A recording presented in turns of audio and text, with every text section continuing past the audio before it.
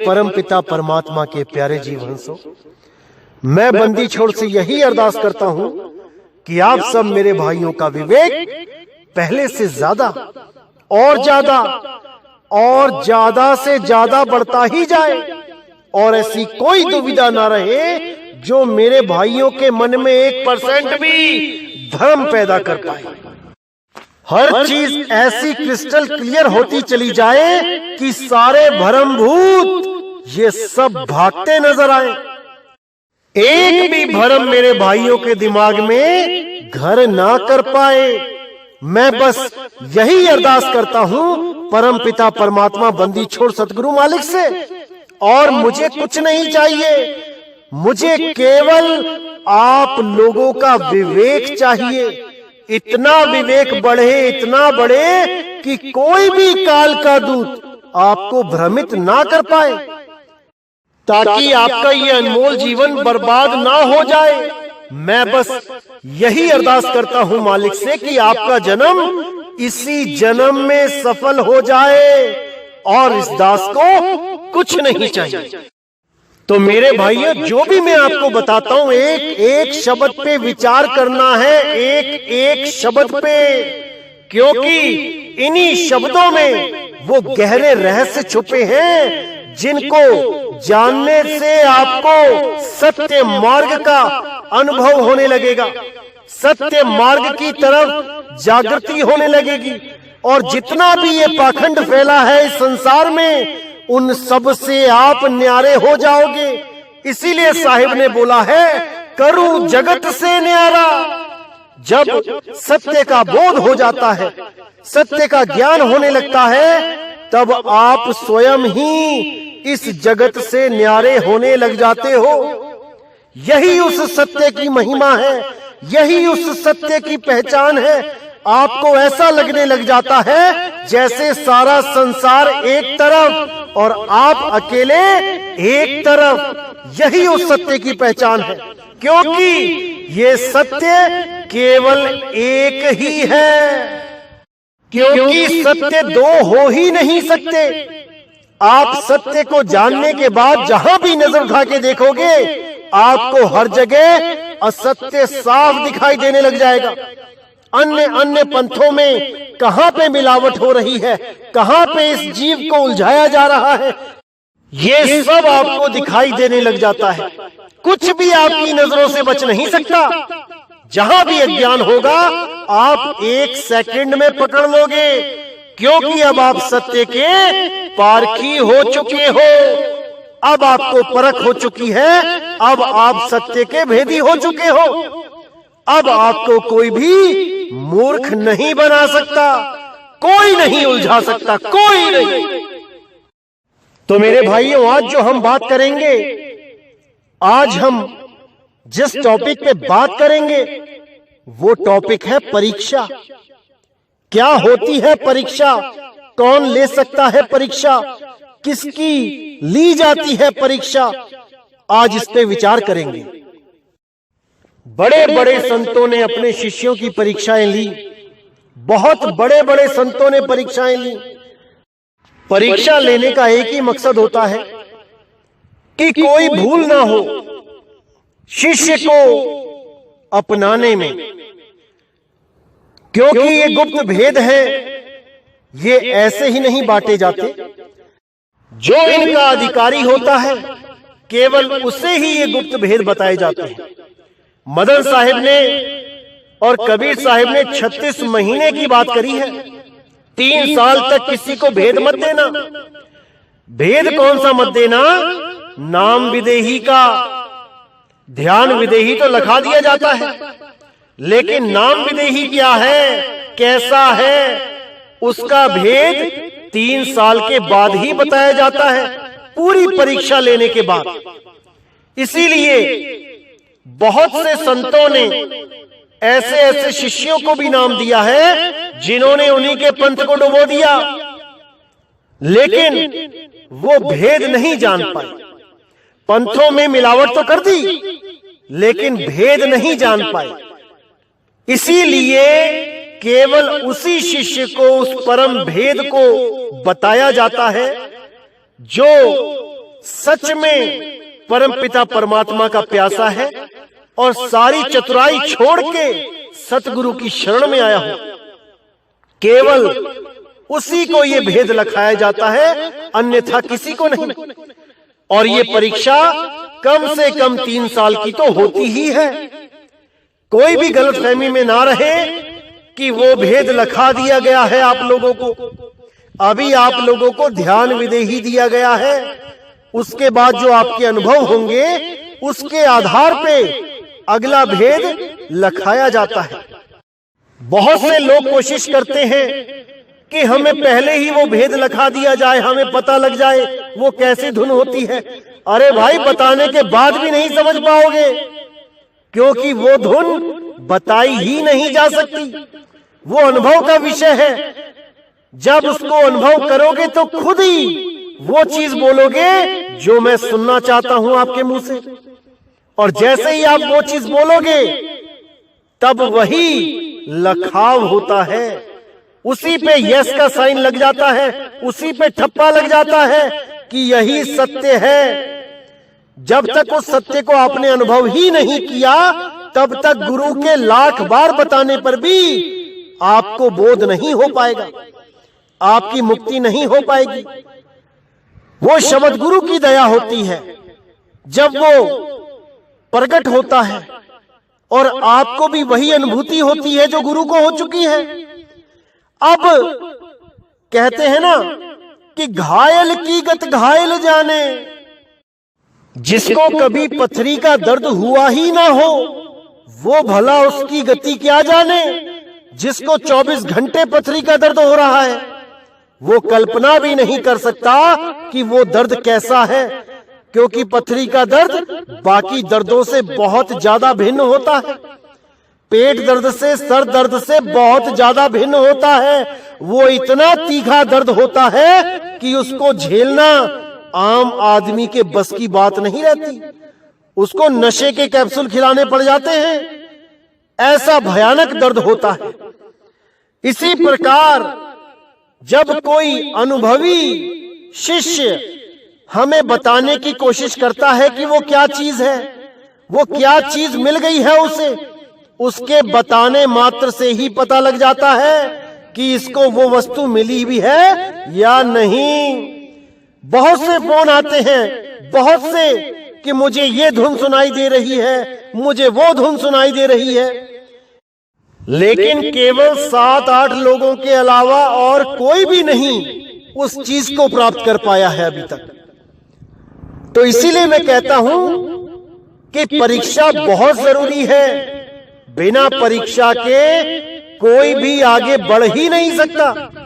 अगर परीक्षाएं जरूरी ना होती तो किसी भी क्लास में परीक्षा होनी ही नहीं चाहिए थी, क्योंकि परीक्षाओं से ही आप लोग मजबूत होते हो, परीक्षाओं से ही आप लोग उन्नति करते हो।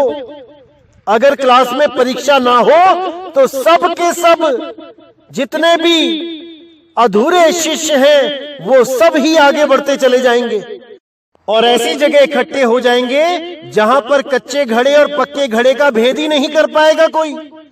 दोनों को एक ही तरह देखा जाएगा, एक ही तरह गिना जाएगा। इसीलिए परीक्षाएं ली जाती हैं ताकि कच्चे घड़े आगे ना जा पाएं, अभी और मजबूत हो जाएं, अभी और पक्के हो जाएं, क्योंकि आगे जाके उनका सामना पानी के साथ होने वाला है। जो पक्के घड़े होंगे वो उस पानी को सह लेंगे, लेकिन जो कच्चे घड़े होंगे वो पानी की धार को नहीं सह पाएंगे और वो वहीं पर फूट के दोबारा से वही कीचड़ में बदल जाएंगे। इसीलिए मैं कहता हूं कि पहले पक्के हो जाओ, ताकि इस पंथ में आने के बाद भी अगर कोई काल का दूत आपको भ्रमित करना चाहे तो कर ना पाए। इसीलिए मैं कहता हूं अभी और विवेक लगाओ, अभी और धीरज धरो, अभी नामदान मत लो, अभी केवल ज्ञान को समझो। नामदान से भी जरूरी है ज्ञान को समझना, क्योंकि नामदान लेने के बाद भी बहुत से कच्चे घड़े फूट जाते हैं, लेकिन जो पक्का घड़ा होता है वो कभी नहीं फूटता, क्योंकि उसने ज्ञान रूपी भट्टी में खुद को अच्छी तरह पका लिया होता है। अब अज्ञान उसका कुछ नहीं बिगाड़ सकता, कुछ नहीं बिगाड़ सकता। परीक्षा लेने का एक मकसद और होता है, वो ये होता है कि इस पंथ में कोई भी बकवादी इंसान ना घुस पाए, कोई भी ऐसा जीव ना घुस पाए जो काल के दूतों वाला ही काम करने लग जाए, यानी कि पंथ में मिलावट करने लग जाए, ज्ञान में मिलावट करने लग जाए। क्योंकि मेरे भाइयों अभी बहुत से आएंगे, अभी बहुत से आएंगे इस पंथ में, जो आएंगे तो शिष्य बनकर, लेकिन उनका मकसद कुछ और होगा। इस पंथ में मिलावट करना ही मकसद होगा। अभी बहुत से ऐसे आएंगे जिसका संकेत पहले ही मदन साहिब को कबीर साहब ने कर दिया था। उनके ग्रंथों में हर चीज पहले से दर्ज है। मैं समय आने पर उसको पूरी तरह खोल के समझाऊंगा कि कबीर साहब ने मदन साहिब को क्या क्या संकेत दिए थे कि कैसे ये काल के दूत इस पंथ में घुसेंगे और इस पंथ को भी काल का ही पंथ बनाने की पूरी कोशिश करेंगे। लेकिन ऐसा हो नहीं पाएगा, क्योंकि सत्य का उजागर होगा और ऐसा उजागर होगा कि कोई भी काल का दूत इस ज्ञान के आगे टिक नहीं पाएगा। काल के दूत पूरा जोर लगाएंगे कि अज्ञान को फैलाया जा सके, ज्ञान को लुप्त किया जा सके। लेकिन मेरे भाइयों, अब समय आ गया है, अब समय आ गया है कि इस ज्ञान को पूरे विश्व में फैलाया जाए और केवल एक मत होकर सब के सब जीवहंस उस परम पिता परमात्मा की, उस वाहे गुरु अकाल पुरुष की भक्ति करें, उस अल्लाह की, उस गॉड की भक्ति करें, क्योंकि वो एक ही है। केवल 52 अक्षरों की वजह से हमने उसको अलग अलग नाम दे दिए हैं और इन्हीं नामों में उलझ के बार बार जन्मते मरते रहते हैं, क्योंकि हम नाम के पीछे पागल हो जाते हैं, जबकि हमें वस्तु की खोज करनी चाहिए। पानी कहो, जल कहो, वाटर कहो, नीर कहो, इन नामों में नहीं झगड़ा करना है, वस्तु की खोज करनी है। वस्तु से ही हमारी प्यास बुझेगी, ना कि इन नामों के पीछे लड़ाई झगड़े करने से। इसीलिए साहिब ने बोला है, एक वस्तु के नाम बहुत, लीजिए वस्तु पहचान, नाम पक्ष मत कीजिए, सार तत्व ले जान। उस सार तत्व को जान लेना चाहिए, ना कि नामों के पीछे झगड़े करने चाहिए। आज यही झगड़ा सारे संसार की विनाश का कारण बना हुआ है कि मेरा राम बड़ा है, मेरा अल्लाह बड़ा, मेरा वाहेगुरु बड़ा, मेरा गॉड बड़ा, मेरा बुद्ध बड़ा, मेरा महावीर बड़ा। अरे मेरे भाई, सब एक ही हैं। आत्म दृष्टि से चीन के तो देखो, सब एक हैं, बस उस एक को ही हम प्राप्त नहीं कर पा रहे। इसीलिए एक से अनेक होके केवल और केवल झगड़ा ही करते जा रहे हैं। अरे वो एक वस्तु हमारे पास है, हमारे पास है, और हम उसे ढूंढने के लिए पता नहीं कहां कहां भटक रहे हैं। सब संतों ने इशारा कर दिया, सब भक्तों ने इशारा कर दिया, लेकिन हम नहीं समझ पाए। हम हमेशा झगड़े ही करते रहे और करते ही रहेंगे, अगर अब भी नहीं समझ पाएंगे कि मूल ज्ञान क्या है। चारों युगों में एक बार ये मूल ज्ञान विराट रूप लेता है, जब सारे संसार में एक ही ज्ञान चलता है। वही समय आ चुका है मेरे भाइयों, वही समय आ चुका है। कलयुग में ही वो समय आता है, बाकी 3 युगों में प्रचार बहुत कम होता है, लेकिन कलयुग में पूरे संसार में डंका बजता है, जिसके बारे में मदन साहिब को कबीर साहब ने बहुत पहले ही बोल दिया था।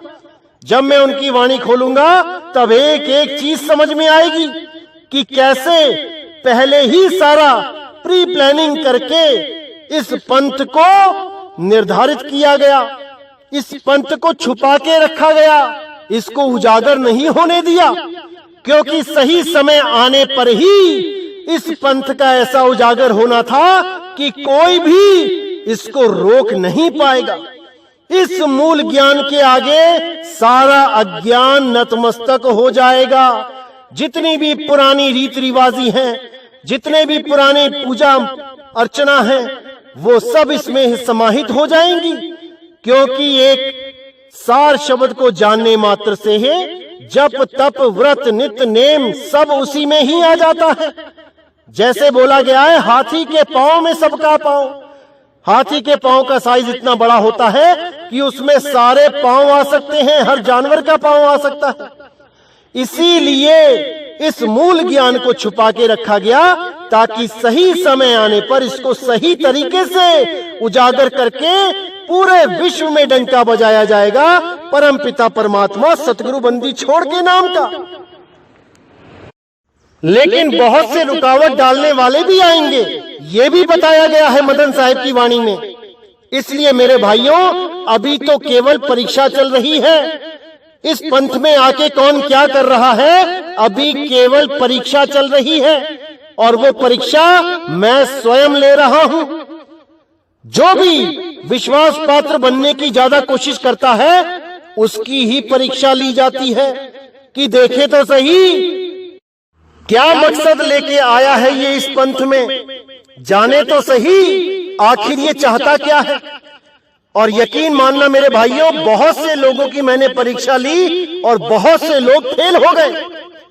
अभी भी और भी लोगों की परीक्षा चल रही है, उनका भी रिजल्ट 2023 तक आ जाएगा, क्योंकि 2023 के बाद ऐसे लोगों का चयन होगा जो पूरे विश्व में जाके सत्य नाम का डंका बजाएंगे, जो हमारे कदम से कदम मिला के, कंधे से कंधा मिला के पूरे विश्व में सत्य नाम का प्रचार करेंगे और भूले हुए जीवों को सही रास्ता दिखाएंगे, जिसके लिए कई संतों ने पहले ही भविष्यवाणियां कर रखी हैं कि इस धरातल पे बहुत सी पुण्यकर्मी आत्माएं, बहुत से मालिक के सच्चे हंस इस धरती पे अवतार ले चुके हैं, और वो पूरे विश्व में फैल के इस पूरे संसार को एक मत कर देंगे।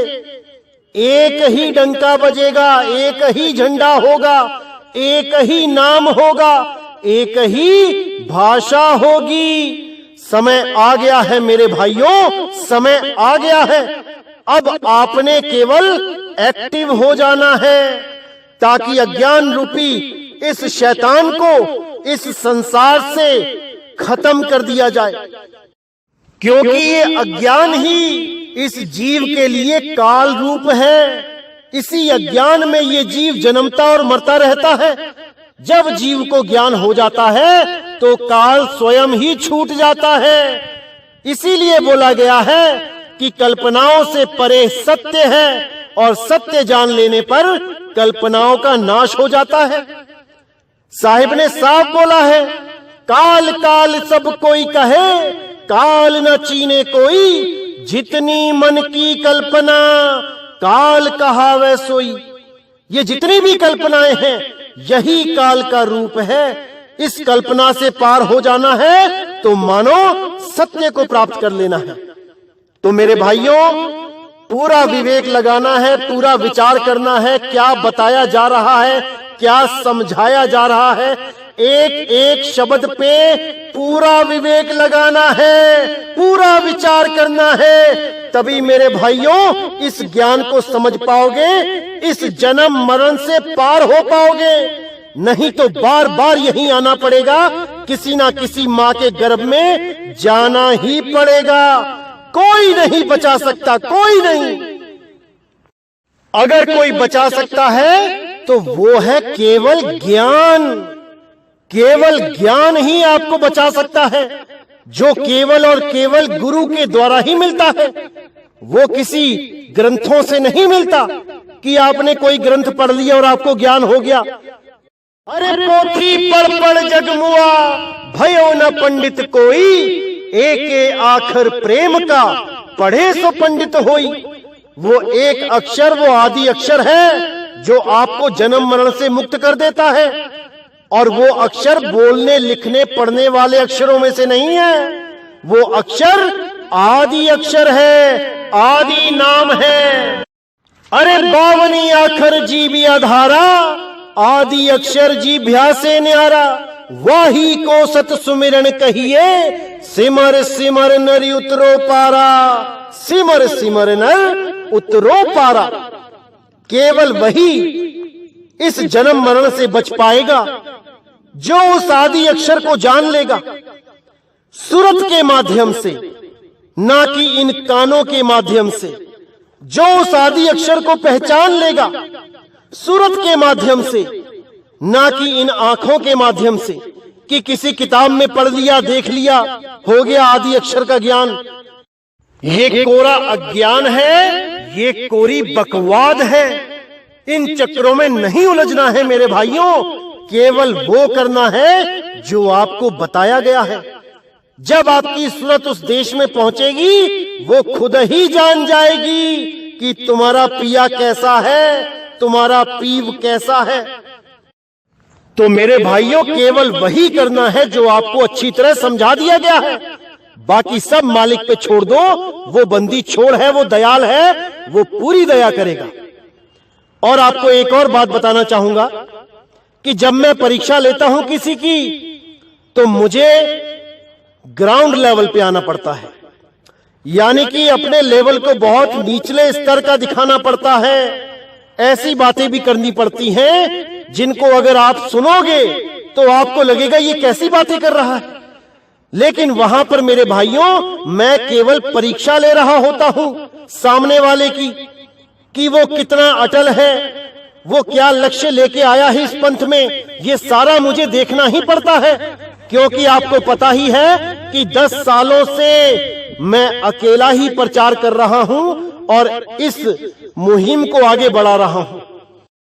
इसलिए मुझे पूरा ध्यान देना पड़ता है, पूरी परख करनी पड़ती है कि कौन कितने पानी में है, कौन इस पंथ में आके जीवों के लिए मददगार होगा या कौन इस पंथ में आके जीवों के लिए हानिकारक होगा। मुझे हर चीज देखनी पड़ती है। इसलिए कोई भी रिकॉर्डिंग अगर आपके पास आती है वायरल होके, तो उस पे ध्यान मत देना, बल्कि इस बात को अच्छी तरह समझ जाना कि जिसके साथ ये वायरल हुई है रिकॉर्डिंग, जिस आदमी के साथ, उसकी ही परीक्षा चल रही है। और वो ये सोच के वायरल कर रहा है कि नितिन दास का लूज पॉइंट उसके हाथ में लग गया। ऐसे ही लोगों को 2023 तक इस पंथ से बाहर का रास्ता दिखाया जाएगा मेरे भाइयों, क्योंकि इस पंथ में वही टिकेगा जो परमात्मा का सच्चा आशिक होगा, जो परमात्मा का सच्चा प्रेमी होगा, जो परमात्मा का सच्चा भगत होगा। इन चालाक जीवों के लिए, इन काल के दूतों के लिए इस पंथ में कोई जगह नहीं होगी। 2023 तक छटनी अच्छी तरह कर दी जाएगी। आधे तो निकल ही चुके हैं और जो है वो निकाल दिए जाएंगे, क्योंकि ये पंथ केवल और केवल भक्ति मार्ग के लिए बना है, ना कि पॉलिटिक्स के लिए या लोगों को भ्रमित करने के लिए या कोई अलग से नया गुरुडम चलाने के लिए कि आज ही नाम लिया और कहने लग गए कि मेरा सार शब्द आज ही प्रकट हो गया, आज ही मुझे आवाजें सुनाई देने लग गई, आज ही मुझे परमात्मा मिल गया। ऐसे बहुत से आएंगे मेरे भाइयों, आपने सावधान रहना है, हर बात को मेरे साथ शेयर करना है, क्योंकि ऐसे लोगों को इस पंथ में रहने का कोई हक नहीं है। जो भी जीवों को भ्रमित करता है वो परमात्मा का दोषी है, वो परमात्मा के पंथ में रहने लायक नहीं है। जैसे धर्मदास जी को सीधे बोल दिया गया था कि तुम्हारा ही लड़का नारायण दास इस पंथ में रहने के लायक नहीं है, उसे यहां से निकाल दो। और धर्मदास जी ने अपने ही सगे लड़के को अपने घर से निकाल दिया था। अगर ना निकालते तो वही आगे चल के बहुत बड़ा रोड़ा बन जाता। इसी प्रकार अभी छटनी हो रही है मेरे भाइयों, अभी जल्दबाजी नहीं करनी है। कोई भी ऑडियो वायरल होती है उसको होने दो, उस पर ज्यादा ध्यान मत दो, क्योंकि अभी बहुत से लोगों की परीक्षाएं बाकी हैं, अभी बहुत सी परीक्षाएं होंगी, अभी बहुत सी परीक्षाएं होंगी। इसलिए केवल अपनी भक्ति पे ध्यान दो, सत्य असत्य पे ध्यान दो।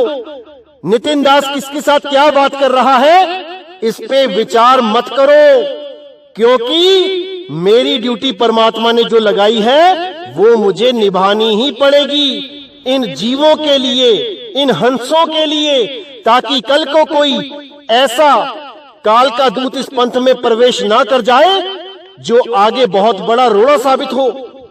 इसलिए मेरे भाइयों, केवल भक्ति करो, सत्य असत्य का निर्णय करो। नितिन दास किसके साथ कैसी बात कर रहा है, क्या बात कर रहा है, किसके बारे में कैसी बात कर रहा है, इस पे विचार करना आपका काम नहीं है। आपका काम है केवल सत्य असत्य का निर्णय करके उस परम पिता परमात्मा के सच्चे नाम को ध्याना। आपका केवल यही कार्य है। तो मेरे भाइयों, इसी के साथ आज मैं वाणी को विराम देता हूं और मैं फिर बोलूंगा कि किसी भी वायरल ऑडियो पे ध्यान मत दो। अभी बहुत से लोगों की परीक्षाएं चल रही हैं और बहुत से लोगों का रिजल्ट आना बाकी है। जब रिजल्ट आ जाएगा तो आपको स्वयं पता लग जाएगा कि कौन इस पंथ में है और कौन इस पंथ से जा चुका है।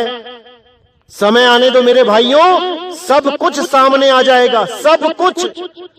इसलिए आप केवल भजन करो, भक्ति करो, जिस काम के लिए आप इस पंथ में आए हैं केवल वही कार्य करो, बाकी सब मुझ पे छोड़ दो। उसकी टेंशन आप मत लो कि क्या होगा, कैसे होगा, क्या करना है, किससे क्या कहना है, वो मैं खुद देखूंगा। आप केवल अपना कार्य संपूर्ण करो, जिस कार्य को करने के लिए आप इस पंथ में आए हो। बाकी सब बातें छोड़ दो।